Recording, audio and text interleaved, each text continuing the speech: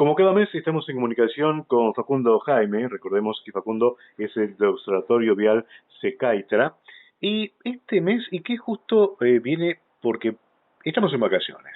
Se utilizan mucho las rutas en particular, y claro, estamos siempre alerta dónde hay radares y qué hacemos. Y vamos a preguntarle a Facundo si hay alguna estadística que habla sobre ¿qué piensa la gente respecto a los radares? Si busca alguna alternativa para obviarlos o para alertarse de la presencia de estos radares. Facu, buenos días, ¿cómo estás? Muy bien, espero vos también te encuentres bien. Bueno, contanos, tema radares. Bien, hicimos este sondeo en el mes de enero, en donde, entendiendo que en el año ya 2023, muchas aplicaciones de geolocalización, como puede ser Waze o Google Maps, además de su función primaria y primitiva, que fue, digamos, por la cual nacieron, que es tratar de orientar cuál es el camino más eficiente para llegar a un lugar que por ahí no conocemos tanto, como en los últimos años estas aplicaciones han ido agregando otro tipo de funciones, ¿no?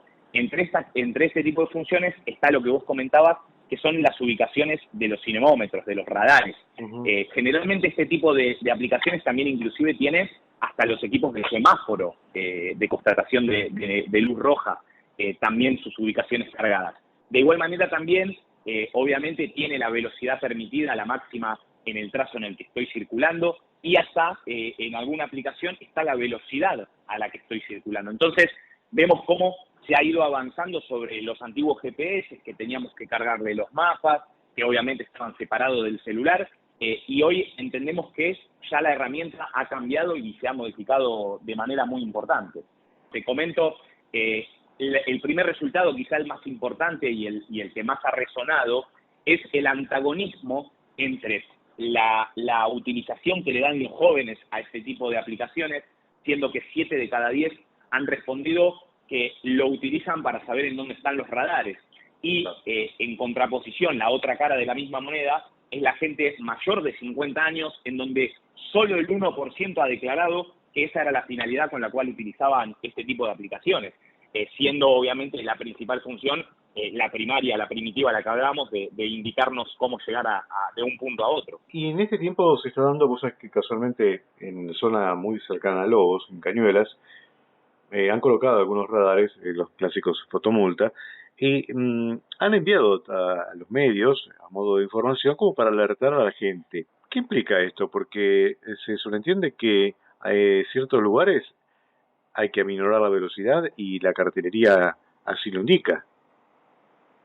Exactamente, a ver, acá vamos a contarle un poco también a la gente que obviamente hay controles de velocidad que se realizan a la velocidad natural de la vía y otros en zonas donde la velocidad natural de la vía, por razones obviamente fundadas, hay una reducción. ¿Qué quiere decir esto? Que por ahí en una ruta donde la velocidad natural es 110 kilómetros por hora, encontramos por algún motivo una reducción. Este motivo puede ser una cercanía a una rotonda, que pasa algún destacamento policial o algún colegio cercano, obviamente estaciones de peaje también cercanas hay reducciones a la velocidad natural.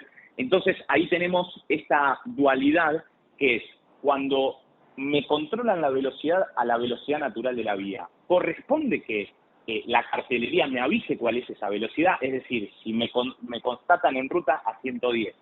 ¿Es necesario que haya un cartel a 110 y un cartel gigante diciendo fiscalización de velocidad? Acá hay muchas posturas realmente encontradas. La realidad es que la normativa así lo exige que esta cartelería exista, y en caso de no existir, por más de que, insisto, hay mucha gente que entiende que debemos respetar, haya o no un radar de velocidad, la velocidad a la que nos señalan debemos circular.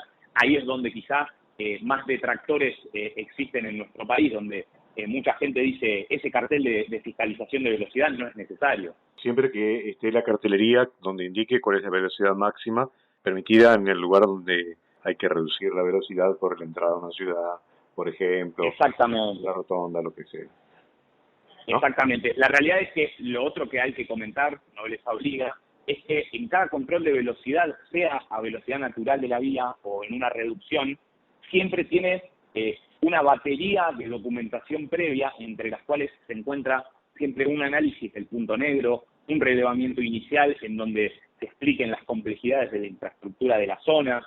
Es decir, no es que una autoridad del municipio o de la provincia se para en esa vía y con poco análisis dice, bueno, vamos a poner un radar acá. Eso no sucede. De hecho, a nivel provincial y nacional, que me parece que los radares que comentabas vos en zonas aledañas a Lobos, que están sobre traza nacional, interviene la Agencia Nacional de Seguridad Vial, interviene Vialidad Nacional e intervienen la Dirección Provincial de Política y Seguridad Vial en el ámbito de la provincia de Buenos Aires. Entonces, son 3 reparticiones que en lo que a seguridad vial respecta son muy importantes, con una experiencia y un equipo profesional detrás que analiza todos y cada uno de los documentos necesarios para poder colocar ese radar. Entonces, lo que quiero decir es que sea a velocidad natural o en reducción, siempre ese control de velocidad encuentra una razón de ser, encuentra una motivación. Y hablando de prohibiciones, quiero aprovechar la oportunidad para preguntarte, es muy común ver conductores que van utilizando auriculares, ya sea conectados a un celular o inclusive escuchando música, y la distracción que esto ocurre. ¿Hay alguna normativa que prohíba esto? Sí, claro, exactamente. Hay 2 artículos en la ley nacional que de hecho también vienen a colación de lo que comentábamos al principio con las aplicaciones, porque las aplicaciones vienen en un celular. Entonces, esos 2 artículos que recién mencionaba, lo que prohíben son, habla de sistemas de comunicación asistida, que básicamente es un manos libre, y también habla de pantallas dentro del habitáculo. Entonces, la realidad es que todo lo que tenga, o sea, primero, respondo a tu pregunta, obviamente ir con auriculares, escuchando música o hablando por teléfono está prohibido y está sancionado dentro de la Ley Nacional de Tránsito y la Ley Provincial de Tránsito, pero además lo ideal sería que en el caso de las aplicaciones para donde de los mal llamados GPS, lo ideal sería que lo manipule el copiloto, ¿no? Lo ideal sería que el conductor esté abocado con sus 5 sentidos a la conducción, porque obviamente manejar por sí solo una pantalla con un GPS, poner una dirección, escuchar a la gallega entre comillas, ¿no? Sí, por supuesto. Para que la gente escuchando. Entonces tenemos muchas distracciones visuales, auditivas, motoras también obviamente por manipular el aparato. Entonces ahí es donde la atención se dispersa realmente mucho y eso es lo que hay que tratar de evitar, porque siempre decimos lo mismo, la conducción es una actividad que por sus características necesita que nuestros 5 sentidos estén a disposición justamente de la misma actividad, ¿no? Facundo, muy instructiva esta charla porque vino justo en épocas de vacaciones donde la gente obviamente más transita, inclusive las rutas están más cargadas, en las grandes ciudades, y viene bien refrescar todo esto. Y ya saben, el GPS únicamente para ubicar un lugar a donde ir y que nos lleve hasta ese sitio, pero no tal vez para ver dónde hay un radar o no. Con simple respetar la cartelería es suficiente y ya basta. Totalmente de acuerdo, sin duda alguna. Veremos también los avances futuros de la tecnología que nos deparan, porque realmente los avances son realmente muy importantes y hay que ver qué otra utilidad le dan a este tipo de aplicaciones en el futuro, ¿no?